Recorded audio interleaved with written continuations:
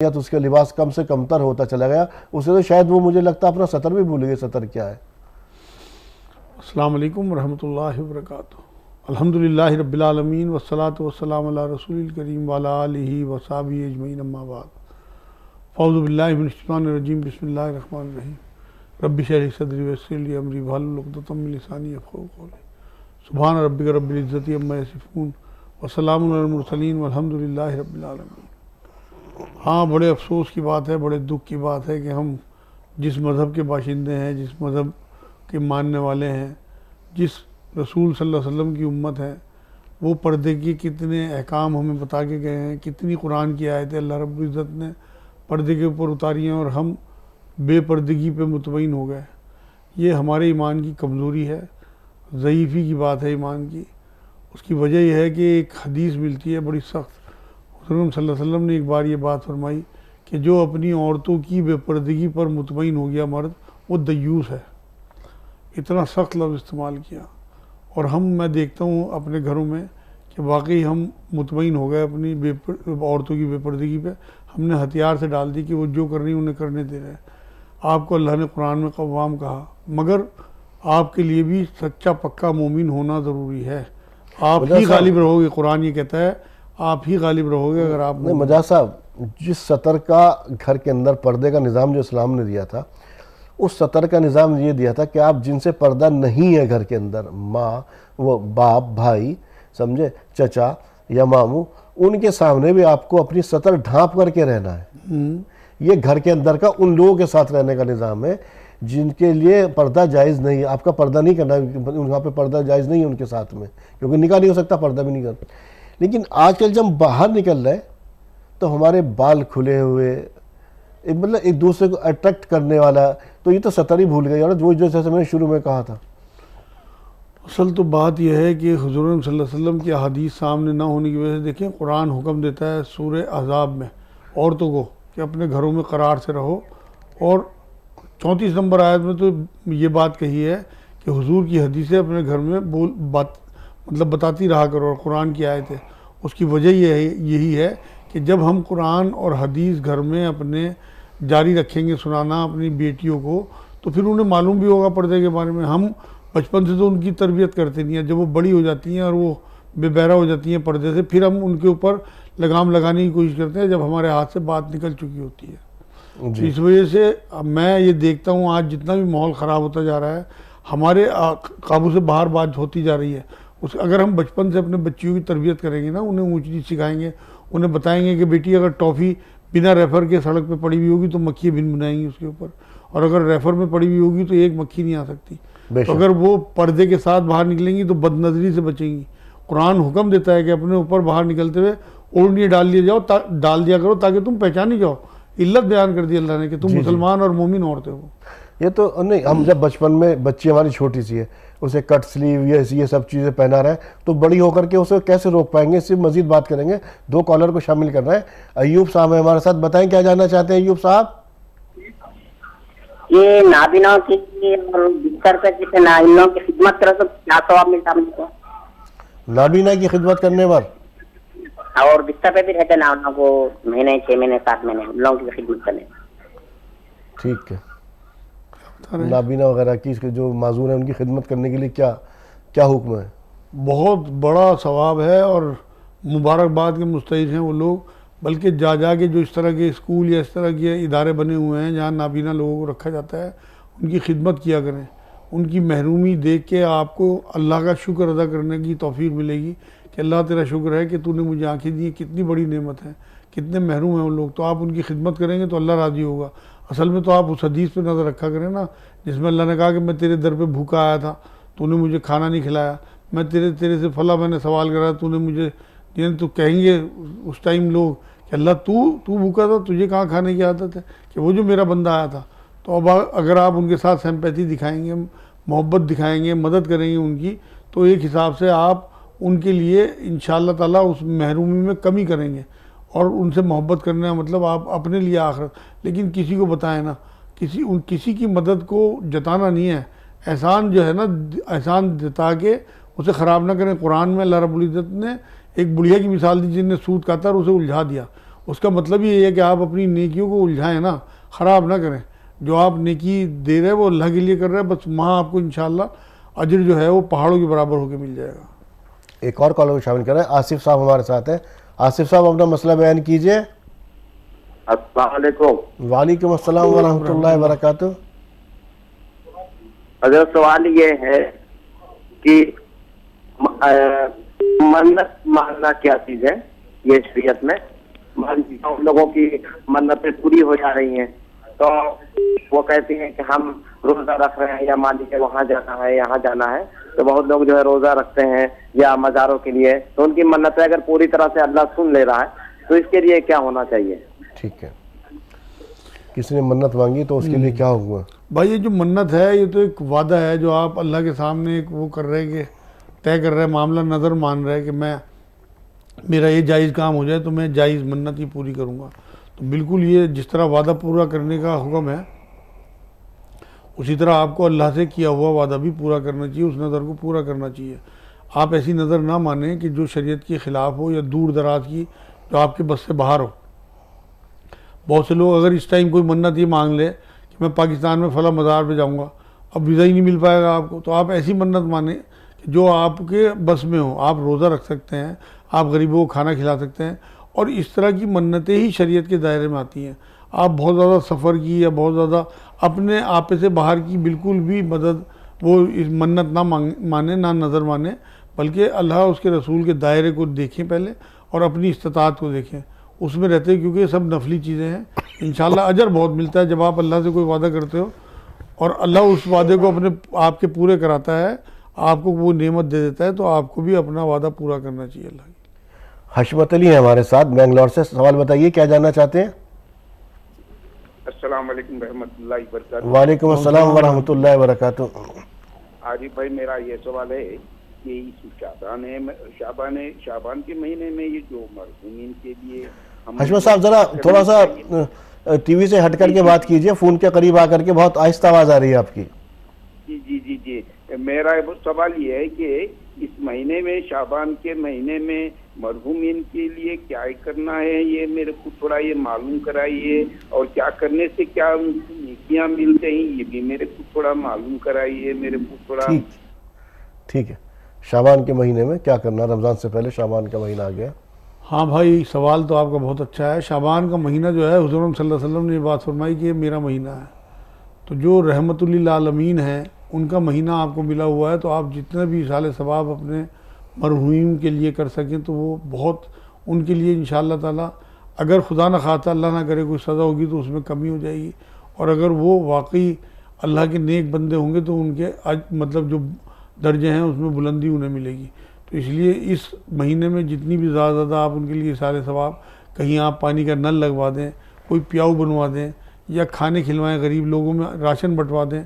आने वाला रमज़ान है, उससे पहले पहले शाबान में आप लोगों के घरों में इस तरह की राशन की किट भिजवा दें अगर हैसियत है, कि उनके पूरे रोज़े रखे जाएँ गरीबों के, उन्हें मेहनत पे ना जाना पड़े, क्योंकि मेहनत की वजह से बहुत सारे गरीब रिक्शा वाले मज़दूर जो हैं रोज़े नहीं रख पाते।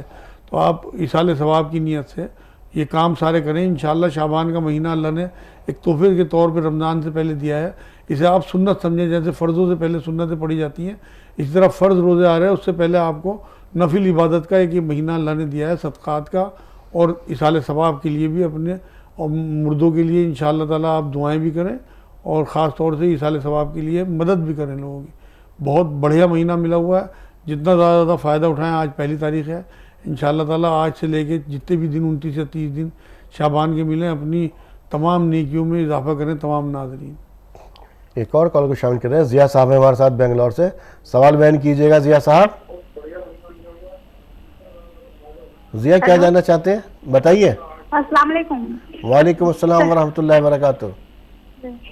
मौलाना साहब ये जानना चाहते हैं, मेरी चचा की बेटी है, वो बगैर बिरादरी में शादी कर रही है, तो मतलब ये सही है कि बगैर गैर गैर बिरादरी अदर कास्ट गैर बिरादरी से क्या मतलब है आपका?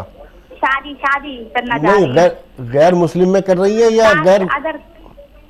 हाँ नहीं, गैर मुस्लिम नहीं है तो मुस्लिम। ठीक है जी मुजफ्फर साहब। अरे मेरी बहन, इस्लाम में कहीं फ़िरका वारानियत या इस तरह की बिरादरी का चक्कर नहीं है। कुरान में अल्लाह रब्बुल इज़्ज़त ने सूरह हुजरात में बात कही है कि मैंने तुम्हें एक माँ बाप से पैदा किया, उसके बाद कबीलों में बांट दिया ताकि तुम पहचाने जाओ।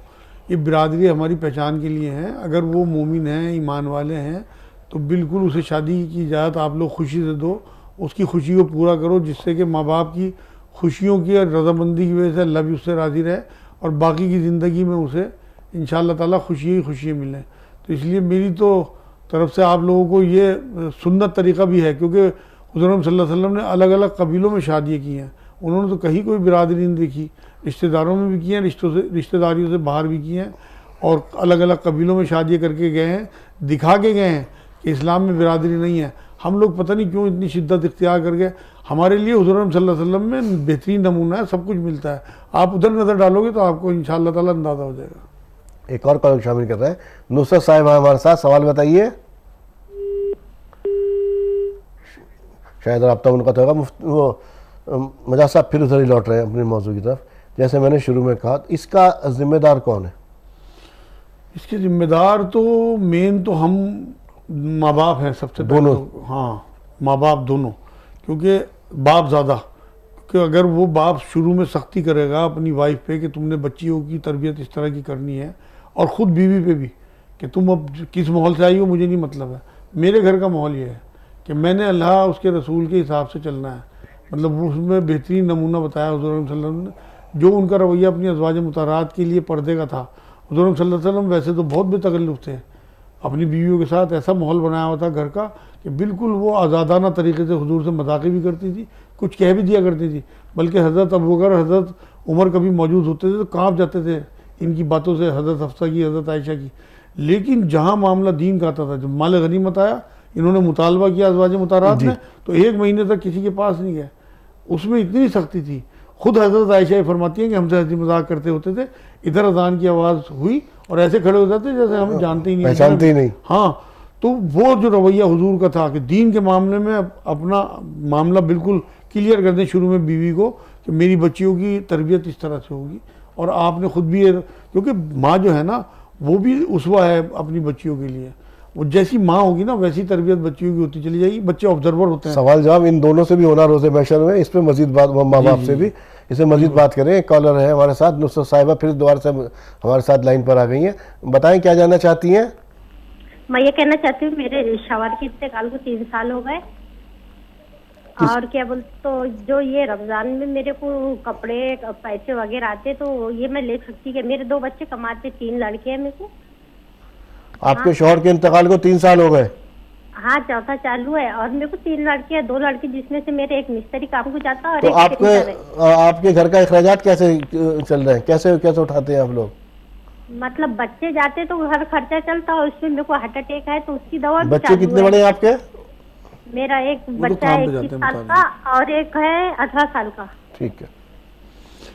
देखिए बहन, अगर आप मुस्तहिक हैं, आपका खर्चा पूरा नहीं हो रहा, तो कुरान में सूरह तौबा की 60 नंबर आयत में ज़कात के मुस्तहिकीन की पूरी लिस्ट है। तो अगर आपके बच्चे कमा भी रहे, घर का खर्चा पूरा नहीं हो रहा, बीमारी की दवाई है, बच्चियों की कोई तैयारी, शादी ब्याह की, तो आप बिल्कुल मुस्तहिक हैं और आप ज़कात के पैसे भी ले सकती हैं, आप मिस्कीन में आएंगी। लेकिन अगर आप साहिब हैसियत हैं, आपके घर का खर्च बेहतरीन चल रहा है, तो फालतू में लेने वालों से अल्लाह के रसूल नाराज़ होते थे, जो बल्कि ये तक फरमा के गए कि जो इस तरह से भीख मांगते हैं या इस तरह से बिना ज़रूरत चीज़ें लेते हैं, वो क़यामत में अल्लाह के यहाँ ऐसे खड़े होंगे जैसे उनके चेहरे पे गोश्त ही नहीं होगा। तो बेवजह सवाल या बेजा लेने से बचें, जिससे कि वो किसी और के काम आए। आपके बच्चे अगर काम पे कर रहे हैं तो आपके अंदर एक खुददारी, एक ऐसी ताकत आनी चाहिए, अल्लाह के पे तवक्कल ऐसा बढ़ना चाहिए कि आप अपने खर्चे थोड़े से कम करके दूसरों से लेने से बचें, बल्कि अल्लाह से लें कि वो आपके बच्चों के गट्टों में इतनी कमाई भर दे कि आपका खर्चा बेहतरीन चले और आपको किसी और के आगे हाथ ना फैलाना पड़े, क्योंकि हुजूर ने देने वाले हाथ को बेहतर बताया लेने वाले हाथ से। एक और कॉल शामिल कर रहे हैं, रफ़ीक साहब हमारे साथ मैसूर से। रफ़ीक साहब सवाल बयान कीजिए। अस्सलाम वालेकुम। वालेकुम अस्सलाम वरहमतुल्लाहि वबरकातुहू। हमारे मोहल्ला मैसूर में एक खुबा मस्जिद माशाल्लाह बहुत अच्छी है जी, मगर उसमें एक प्रॉब्लम क्या है, एक कुर्सियां मेन हॉल में कुर्सियां डाल करते, उसमें दूसरे बुजुर्ग लोग जाकर नमाज पढ़ते थे। जी। एक दिन क्या हो गया, वहाँ पर एक पोलियो अटैक मुसल्ली को हाजत संभाल नहीं सके, थोड़ा सा पेशाब निकल गया। तो दूसरे दिन ही पूरा कुछ निकाल कर वो बाहर कर दिया और दूसरों को ना अब किसी भी अंदर नमाज पढ़ने को हाल में नहीं दे रहे। कुरान और हदीस की हवाले से क्या ये जायज है बुजुर्ग व मुसल्लियों को बाहर कर देना, अनेक्सी में बिठाकर नमाज पढ़ना, क्या ये जायज है? मैं जानना चाहता हूँ। ठीक है, इनका सवाल ये है ना, कुर्सियों से हटा दिया, हाँ वहाँ से वो लोग वहाँ पे अलग नमाज पढ़ना एक जगह पर, तो क्या उस जगह से अलग हटा करके नमाज नहीं पढ़ना? नहीं बिल्कुल नहीं। देखें, हुज़ूर अकरम सल्लल्लाहु अलैहि वसल्लम को इज्तिमाइयत पसंद थी, वरना अल्लाह तो घरों में भी है। आपको घरों में पढ़ने की जो मनाही है मर्दों को, इज्तिमाइयत की वजह से तो मस्जिदों आप तक पहुँचाया। और हुज़ूर अकरम सल्लल्लाहु अलैहि वसल्लम के इस ऐलान के बाद कि जमात से नमाज लोगों पे जो है वो सुन्नत करार दे दी गई, उसके बाद लोग घिसट घिसट के पहुँचते थे मस्जिद। ये आपने बात सुनी होगी, घिसट घिसट के कौन पहुँचता है? जो माजूर हो। तो इन माजूरों को अगर वो अलग से कोई जगह दे रहे हैं, ये बहुत बड़ा गुनाह कर रहे हैं, क्योंकि वो माजूर उन्हीं सफ़ों में खड़े होते थे हुज़ूर अकरम सल्लल्लाहु अलैहि वसल्लम के सहाबा के साथ, और वो हुज़ूर के सहाबी थे। तो इसलिए मेरे भाइयों, इस तरह की बात आप बिल्कुल जो भी वहाँ के मोहतमिम हजरात हों या जो भी मुतवल्ली हजरात हों, उनसे मीटिंग करें और उन्हें इस बात का हवाला दें कि घिसट घिसट के लोग मस्जिद नबी में पहुँचते थे, तो घिसटने वाले माजूरी लोग होते थे। अगर हम हुज़ूर अकरम सल्लल्लाहु अलैहि वसल्लम की तरफ नज़र डालें 1400 साल पहले, तो हमें हर मसले का हल मिल जाता है। तो वो इस तरह, अगर उन्हें कुर्सी पसंद नहीं है, नीचे बैठ के पढ़ने की इजाज़त दें, या कोई एक आधी कुर्सी रखें, और बहुत ज़्यादा कोई माजूर हो जो जिसको नीचे बैठ ही ना सकता हो, वो कुर्सी पे बैठे। वरना मैं ये भी देखता हूँ, इसीलिए उन्होंने हटवाई होंगी, मैं समझता हूँ इस बात को कि एक फैशन से हो गया कुर्सियों पे बैठ के नमाज़ पढ़ने का। हुज़ूर सल्लल्लाहु अलैहि वसल्लम के ज़माने में कुर्सी थोड़ी थी, लोग नीचे बैठ के नमाज़ पढ़ते थे। अगर कोई माजूर भी हो तो बिल्कुल किसी की मजबूरी हो तो कुर्सी पे भी कोई, आज जो हम तरक्की के साथ हमारी कुर्सी मिल गई तो उस पर बैठ के भी नमाज़ पढ़ने की इजाज़त तो है, लेकिन ये देख लें कि बैठ के नीचे बैठ के पढ़ना सुन्नत है। जो हुज़ूर सल्लल्लाहु अलैहि वसल्लम बहुत ज़्यादा बीमार हुए आखिरी ज़माने में, तो नीचे बैठ के नमाज़ें पढ़ी या कुर्सी पे बैठ के नहीं पढ़ी। तो मेरी राय यही है कि आप एक मीटिंग रखें तमाम मुक्तदियों की और वहाँ के इंतज़ामिया की, और उसमें ये बात रखें कि भाई घिसट घिसट के पहुँचते थे लोग, ये रिवायतों में लिखा हुआ है, तो आप इस पर गौर करें। एक और कॉल को शामिल कर रहे हैं इशरत जहां साहिबा है हमारे साथ रांची से। सवाल बयान कीजिए इशरत साहिबा। अस्सलाम वालेकुम। वालेकुम अस्सलाम वरहमतुल्लाहि वबरकातुहू। हाँ, मेरे ये कहना है ना कि जब मेरी शादी हुई थी तो हम अपने ससुराल में अच्छे से रहते थे, फिर ना कुछ हालात खराब हो गया मेरे हस्बैंड का, कुछ काम नहीं होता था तो बाहर जाना पड़ा। तो हमको मेरी फैमिली को लेकर वो हट गया वहाँ से। तो हमको लगता है कि उनकी अम्मी को हम छोड़ कर आ गए, वो बीमार थी, तो हमको मतलब गिल्टी फील होता है कि हम क्यों ऐसा किए। तो उसके माफी के लिए हमको क्या करना होगा? ठीक है। हाँ, है तो अजीब गरीब बात। कुरान तो ये कहता है कि वो खुशनसीब लोग हैं जिनके बेटे उनके पास होते हैं। तो अगर देखिए जी, मैं तो एक बात कहता हूँ लोगों को कि राज़िक़ अल्लाह हर जगह है, और माँ बाप जैसी नेमत दोबारा नहीं मिलेगी। अगर दोबारा से सेटअप उसी शहर में कर सकें आपके हस्बैंड, ये तो आप जैसी बीवी बहुत कम है जो अपने हस्बैंड को इस तरफ माइल कर रही है और गिल्ट महसूस कर रही है। आप मुबारकबाद की मुस्तहिक़ हैं मेरी बहन, और अल्लाह आपके इस जज्बे को परवान चढ़ाए। अपने हस्बैंड को ऐसी राय दें आप मुस्बत कि वो अपने माँ बाप से मिल जाएं।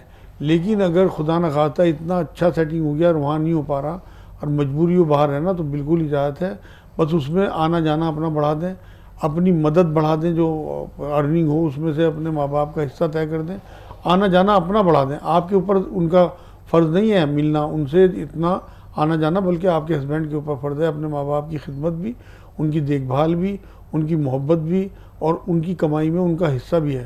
तो ये अगर हक़ अदा करते रहते हैं इंशाअल्लाह, तो अल्लाह ने चाहा तो आपके अंदर से भी गिल्ट निकल जाएगा और आप गुनाहगार भी नहीं होंगे। एक और कॉलर को शामिल कर रहे हैं खदीजा साहिबा हमारे साथ है मध्य प्रदेश से। खदीजा साहिबा सवाल बयान कीजिए। अस्सलाम वालेकुम। वालेकुम अस्सलाम वरहमतुल्लाहि वबरकातुहू। जी, बहुत खुशी हो रही है आज हजरत की आमद पर, बहुत अच्छी बातें बताते हैं। मेरा सवाल ये है आज आपके टॉपिक से रिलेटेड है कि अगर आज की ख़वातीन में जो बेरारवी आती जा रही है, तो अभी आप लोग ने बताया कि इसके सबसे ज्यादा जिम्मेदार माँ बाप है।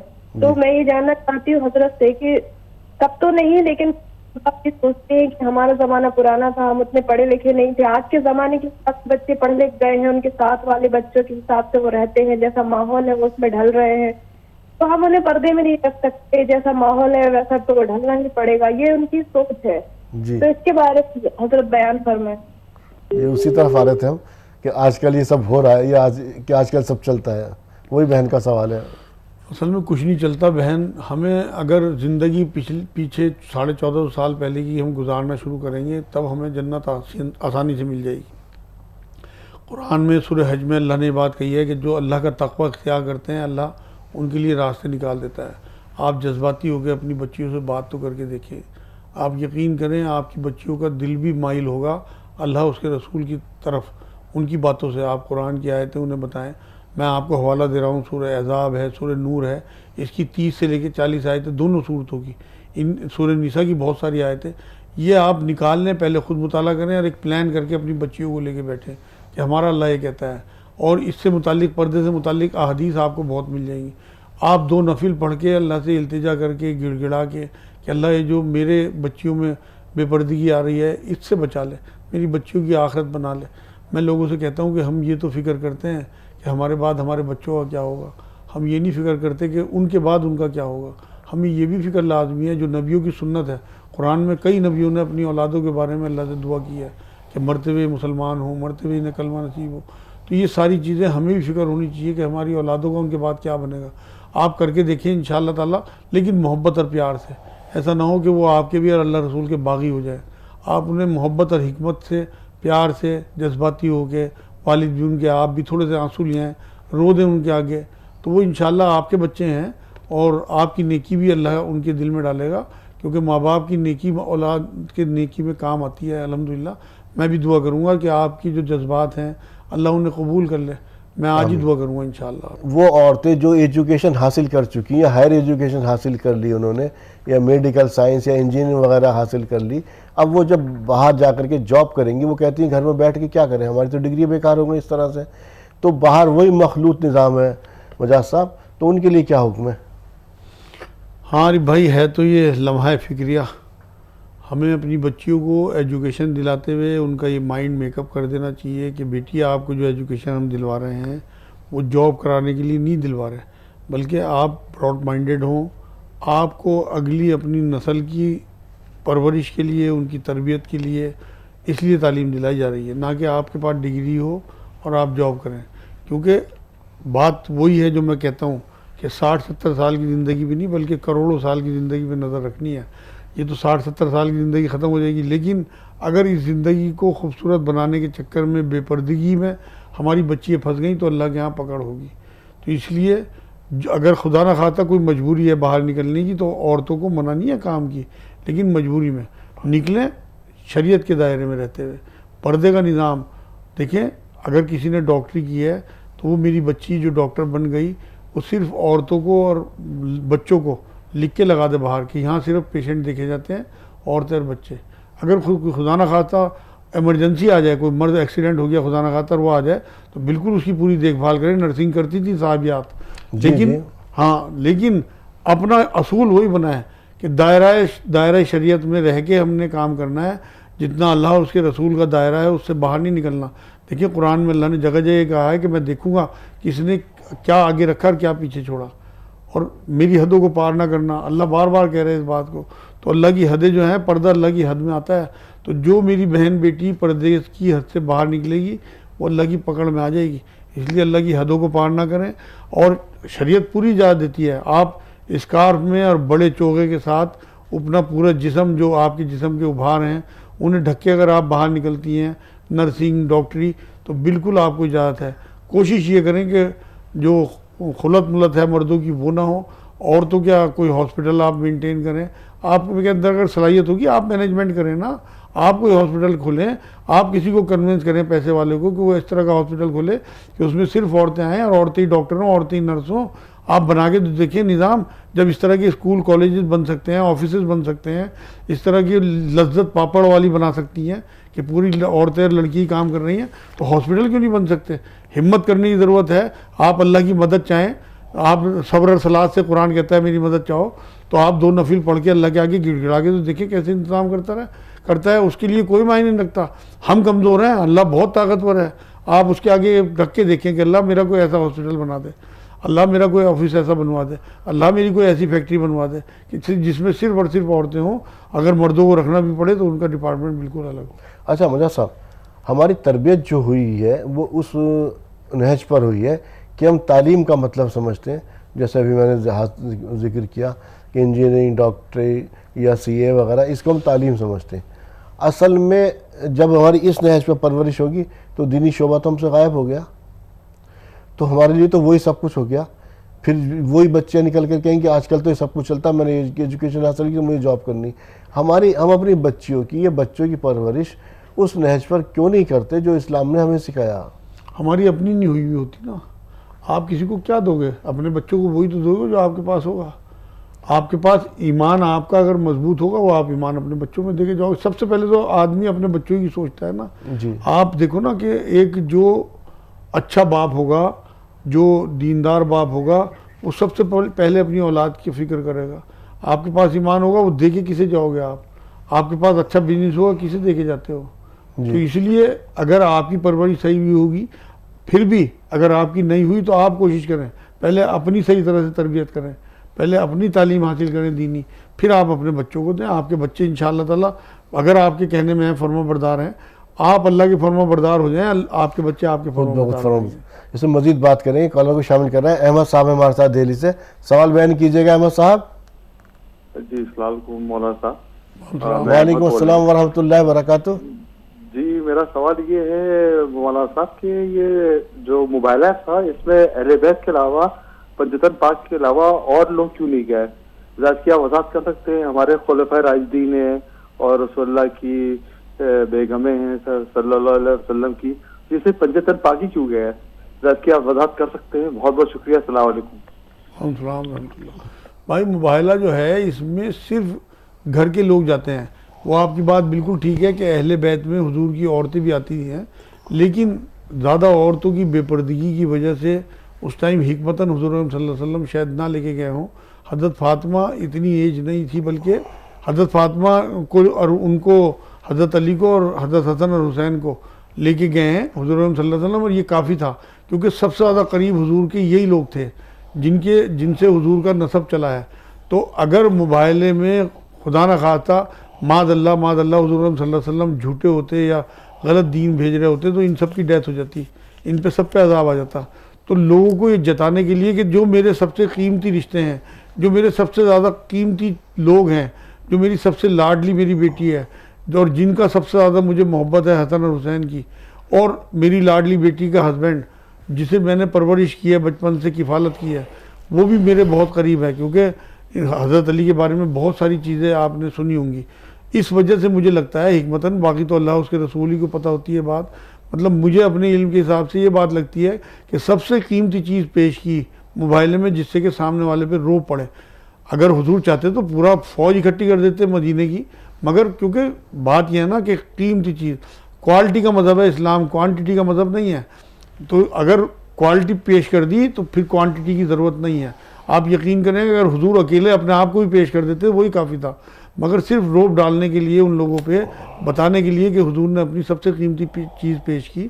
लेकिन वो लोग तो भाग गए थे, वो तो इस काबिल नहीं रहे कि वो खड़े हो सकें सामने, क्योंकि वो बातिल परस्त थे और हुजूर अकरम सल्लल्लाहु अलैहि वसल्लम हक़ पे थे, और बेइंतहा रहमत और बरकतें हुजूर अकरम सल्लल्लाहु अलैहि वसल्लम। मौलाना साहब फिर घर है मौजू की तरफ, अक्सर व बेशतर क्या ये कहा जाता कि जब घर में कोई आदमी अपने घर में निज़ाम कायम करना चाहे शरीयत का, तो एक तो एकदम से फ़ौरन तो एक तो यह बहुत आहिस्ता आहिस्ता उसकी शुरुआत करे, और दूसरा ये अगर शरीयत में करना है तो घर की, वो कहता है घर की औरतें आड़े आती हैं, वो सुनती नहीं है, क्योंकि पर्दा तो नहीं करना, उसे थोड़ी ना करना। असल में बात यह है कि ये भी एक फ़रार ही है। कुरान असल में ये एक बात ये कहता है कुरान एक सूरत में कि नेक लोग हमेशा से कम रहे जी। अब अल्लाह के दीन को नाफिज करना आसान काम नहीं है अपने ऊपर, सबसे ज़्यादा मुश्किल काम समझता हूँ मैं, क्योंकि लोगों में दाखिल हो गया होगा कोई बात नहीं है, लेकिन मुकम्मल दाखिल होना वही तो ना, मुकम्मल ही चाहिए अल्लाह को, एक पैकेज की तरह है खाली एक दो चीज़ें अल्लाह को मंजूर नहीं होंगी। जो आपके ऊपर चीज़ें अल्लाह ने फ़र्ज़ कर दी उनका तो हिसाब आपको देना ही पड़ेगा। और मेरे नज़दीक तो पर्दा फ़र्ज़ है, वाजिबात में से है, कुरान हुक्म देता है। आप ये देखिए कुरान में अल्लाह ने कहा कि जो लोग अपनी ख्वाहिश नफ्स को अपना माबूद बना रखा है वो इंतज़ार करें अज़ाब का। अब हमने अपनी ख्वाहिशों को न, असल में जो औरतों का नंगापन है ना, इसमें मर्दों की बहुत बड़ी साजिश है। इन्होंने ही औरतों इसने तो खुद निकाला बाहर उसे। हाँ, घर से निकालने वाला ही मर्द है, सिर्फ अपनी अच्छा खासी खुशहाल फैमिली, या बेटी ने डिग्री कर ली क्या करेगी, बोले वो तो जाके करेगी जॉब, तो ये तो खुद है निकालने वाला। मेरा मकसद यही है कि एक साजिश के तहत औरत बाहर आई है, वरना कुरान में तो अल्लाह ने सूरह अहज़ाब में औरतों को ये कहा है, मेरे ख्याल 32 से 34 नंबर आया था कि करार से अपने घरों में रहो जी। तो जब अल्लाह हुक्म दे रहा है, कोई मजबूरी हो निकलने की मनाही नहीं है। इस्लाम ऐसा नहीं है कि सख्त मज़हब हो, लेकिन आप देखिए ना कि बेज़रूरत घर से निकलने का मतलब क्या है। मर्द को बाहर के लिए बनाया, आपको जितनी ज़रूरत है अपने मर्द से कहें वो पूरी करेगा। अब औरत खुद ही बाहर निकल रही है और मर्द ने इजाज़त दे दी सिर्फ अपनी सहूलियत के लिए कि खुद पड़ा बिस्तर पे आराम कर रहा। और यह नहीं, एक तो ये बात भी समझ आने वाली बात है कि कहीं अगर तंगी है या कोई माजूर है, ये हविस, इसके ऊपर मैं बात करूंगा। एक कॉलर को शामिल कर रहे हैं, गुड़िया साहब हमारे साथ हैं हरिद्वार से। गुड़िया बताएं क्या जानना चाहती हैं आप? अस्सलाम वालेकुम। वालेकुम अस्सलाम व रहमतुल्लाहि व बरकातुहू। जी, मुझे ये जानना था कि मैंने अल्लाह से नमाज में दुआ मांगी थी, नजर मांगी थी कि मेरे घर की मरम्मत हो जाए और पूरी तरीके से, तो 50 शुक्रिया था कि नफिल पढ़ूंगी, लेकिन आधा ही हो पाया है, तो मैं क्या करूं? अब पूरी तरीके से नहीं हो पाया, मतलब जैसा हम चाह रहे थे। कितने नफल की नियत बांधी थी आपने? 50 शुक्रिया था कि नफिल पढ़ देती हूँ, मैंने कई बार पढ़ रखे हैं, ऐसा कुछ नहीं है। तो फिर क्या, तो अब क्या प्रॉब्लम है? जी, पूरी तरीके से वो मन्नत पूरी नहीं हो पाई, मैं ये जानना चाह रही हूँ। अच्छा, करूँ या ना करूँ मुझे ये बता दो, समझ। ठीक, आधी अधूरी मन्नत पूरी हुई। हाँ बेटी, आप पूरी कर दें अपनी मन्नत को, इंशाल्लाह आपका मकान ही पूरा हो जाएगा। मैं तो लोगों को अपना तरीका बताता हूँ, मुझे कोई काम अल्लाह से कराना होता है तो मैं तो पहले पढ़ता हूँ नफिल, बाद में क्या करना अल्लाह के आगे पहले आप पेश करें ना अपनी हुजूरी, अपनी इनकिसारी, अपनी आजी, क्योंकि कुरान का हुक्म तो यही है कि सब्र और सलात से मेरी मदद चाहो। तो आप ये नफिल पढ़ के तो देखिए, मैं भी दुआ करूँगा, अल्लाह ने चाहा तो आपका इंशाअल्लाह ताला मकान पूरा होगा। दिनों को फेरता रहता है अल्लाह पाक। सूरह आल इमरान की 140 नंबर आयत आप देखो कि लोगों को दिनों में मैं फेरता रहता हूँ। आपका वो टूटा हुआ मकान नहीं रहा, अधूरा बन गया, अब पूरा भी हो जाएगा इंशाअल्लाह। अच्छा, इसके अंदर हविस जो है ना, इंसान खुद भी कमा रहा, लिविंग स्टैंडर्ड को बढ़ाने के लिए वो अपनी बीवी को भी घर से बाहर निकाल रहा जी, तो वो कितना जिम्मेदार है? फिर इससे किस कदर समाज में बेरारवी फैल रही है? दोनों जिम्मेदार है। अगर औरत, अगर देखें जी, कुरान में अल्लाह ने एक जगह ये बात भी कही कि जो तुम्हारी कनीज़ें हैं उन्हें बदकारी पे तुम आमादा ना करो, लेकिन जो मजबूर हैं उन्हें अल्लाह अपने आप माफ़ कर देगा। जो औरत निकलना चाहती है और उसके मर्द ने उसे इजाज़त दी, दोनों जिम्मेदार। और जो औरत निकलना नहीं चाहती, औरत को मर्द ज़बरदस्ती बाहर निकाल रहा है, तो आप यकीन करो मुझे लगता है वो मासूम औरतें बच जाएंगी, क्योंकि मेरी नज़र में ऐसी भी औरतें हैं जिनके मर्द उनसे काम कराते हैं, खुद ऐश कर रहे हैं। तो इसलिए अपनी बीवी हों, बहनें हों, बेटी हों, आप ज़्यादा मेहनत करें, आप कमाएं, आपको क़वाम इसीलिए कहा गया कि आप माश का इंतज़ाम करते हो। कुरान में जो अल्लाह ने आपको कहा है सूरह निसा में कि क़वाम है आप, उसकी वजह यही है, आप हाकिम हैं, आप इंतज़ाम करते हो। तो आप इंतज़ाम करो ना, आपको अल्लाह ने गट्टे दिए हैं, आपको अल्लाह ने मर्द बनाया है, तो अपनी बहनों को, बेटियों को और बीवियों को घर से बाहर निकालने से बचें, जिससे कि वो दूसरों की बदनज़री से अपने आप को हिफाजत कर सकें। एक और कॉल को शामिल करें, नाजिया साहिबा हमारे साथ हैं, बताएं क्या जानना चाहती हैं? जी, अस्सलाम वालेकुम आप दोनों को। वालेकुम अस्सलाम व रहमतुल्लाहि व बरकातुहू। माशाल्लाह से आपका प्रोग्राम देखे बहुत तबीयत खुश हो गई। अल्लाह आप लोगों को सलामत रखे और अल्लाह ताला ये मामला आपके साथ भी फरमाए। जी भाई साहब, ये मुझे पूछना है कि ये जो आजकल ये जो बताया गया है, ये जो वसीम रिजवी साहब हैं जिन्होंने ये मुसलमानों के बीच में नाइख्तिलाफात की जो दीवार खड़ी करी है, तो मैं ये चाहती हूँ हुजूर के आप अपने प्लेटफॉर्म से हमारे जितने भी मुसलमान भाई हैं उन लोगों में ये कहिए कि जो भी उस इंसान ने गलती करी है उसकी उसको सजा मिलना चाहिए। और दूसरी बात ये है कि मुसलमानों में नाइख्तिलाफात ना हो, क्योंकि हमारे वैसे ही इस मुसलमानों में इतने ऑलरेडी नाइख्तिलाफात हो चुके हैं। तो परवरदिगार से दुआ करें, आप भी करवाएं और हम सब करें।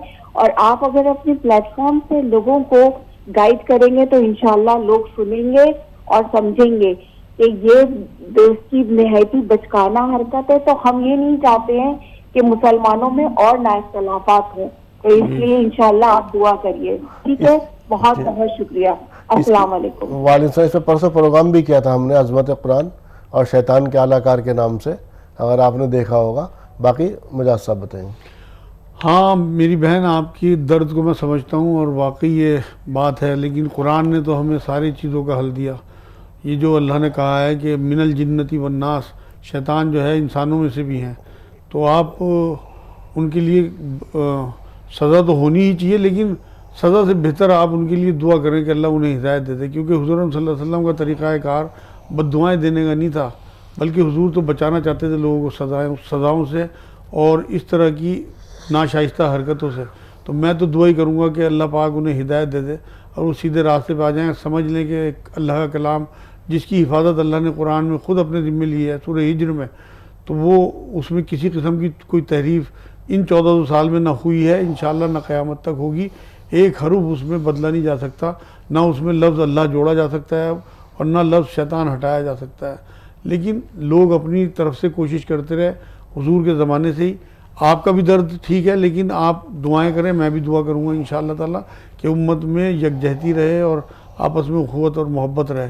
क्योंकि गिरोह गिरोह में बढ़ जाने वाले लोगों को, दीन के टुकड़े टुकड़े कर देने वाले लोगों को सूरह रूम की 32 नंबर आयत में अल्लाह ने ये बात कही है कि ऐसे लोगों का दीन से वास्ता नहीं है। अंजुम साहिबा को शामिल कर रहे हैं, ओखला से हमारे साथ हैं। अंजुम साहिबा, सवाल बयान कीजिए। जी अस्सलाम वालेकुम। वालेकुम अस्सलाम वरहमतुल्लाहि वबरकातुहू।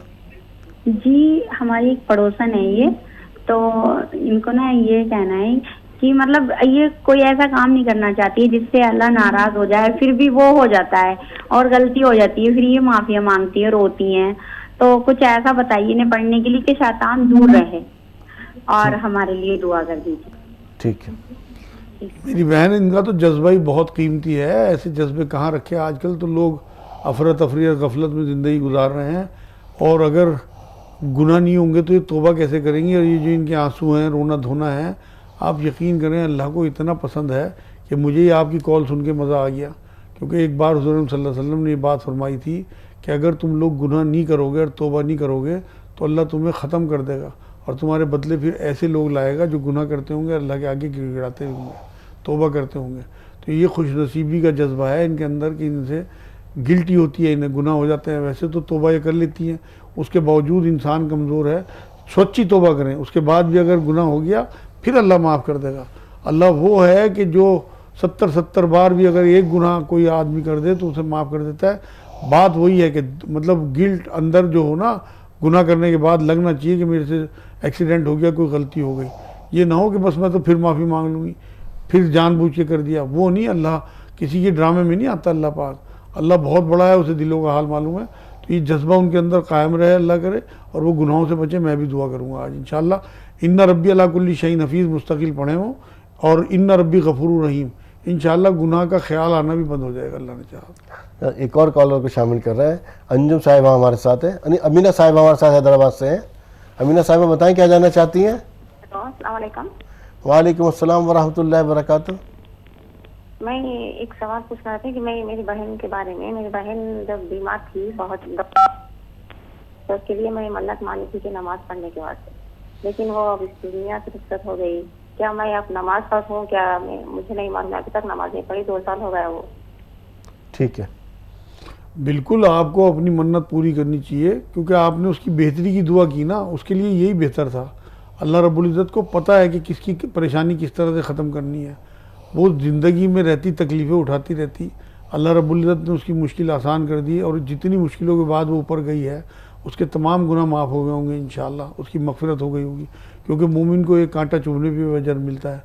तो आप अपनी मन्नत पूरी करें, जो आपने अल्लाह से वादा किया था, कि अल्लाह ने आपका वो वादा पूरा कर दिया कि उसे तकलीफ़ से मुबर्रा कर दिया इंशाअल्लाह ताला, और अपने पास बुला लिया ठंडी छाँव में इंशाअल्लाह। अच्छा मिजाज साहब, एक दूसरी तरफ आ रहा है, अब औरत भी किसी ऑफिस में काम कर रही, मर्द भी किसी ऑफिस में काम कर रहा। अब औरत बनिस्बत मर्द के जज्बाती होती है, घर में थोड़ा सा मनमुटाव कुछ हुआ। अब वहाँ पे जो कुलीग है, जाहिर सी बात है मर्द है या जो भी, ये नहीं कह रहा कि मखलूत निज़ाम के अंदर, अब उसने उससे अपनी रुदात कहनी शुरू की। और लेकिन और जब औरत अपने सॉफ्ट लहजे में रो कर कोई बात कहती है तो क्या किसी से कहती, किसी मर्द से ही कहना शुरू किया, तो उसके दिल में कहीं ना कहीं, जैसे पहले भी कभी कहा था हमने, गुदास पैदा होती है।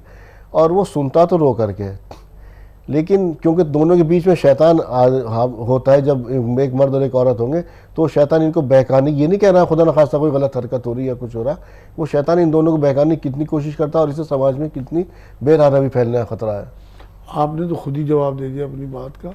हुज़ूर अकरम सल्लल्लाहु अलैहि वसल्लम की हदीस ये है कि जहाँ तन्हाई में एक मर्द और एक औरत होंगे वहाँ तीसरा शैतान होगा।